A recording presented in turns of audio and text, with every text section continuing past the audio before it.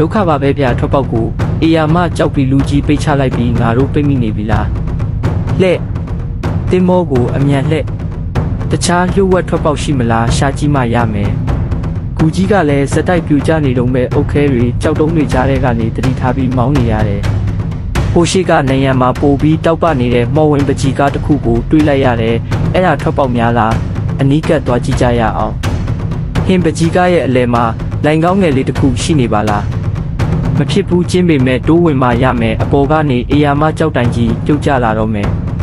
တိုးဟူလိုင်ကောင်းနဲ့ရောက်သွားပြီးအနောက်မှာတော့ကြောက်တိုင်ကြီးပြိုကျပြီးခုတစ်ခုလုံးပိတ်သွားပြီ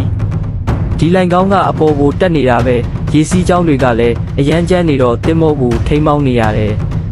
အလင်းရောင်မြင်ရပြီရေပေါ်ကိုရောက်တော့မယ်အစွမ်းကုန်မောင်းတင်လိုက်ပြီးနော်ဟူရေပေါ်ရောက်ပါပြီဗျာအေယာဝတီမြစ်ရဲ့နေဝင်စည်းစာအလှကိုပြန်မြင်ရတာတကယ်ကိုကျေနပ်စရာပါနောက်ထပ်ဘလို့စွန်စားခန်းတွေလာဦးမလဲဆိုတာဆက်လက်စောင့်မျှော်ပေးကြပါဦးနော်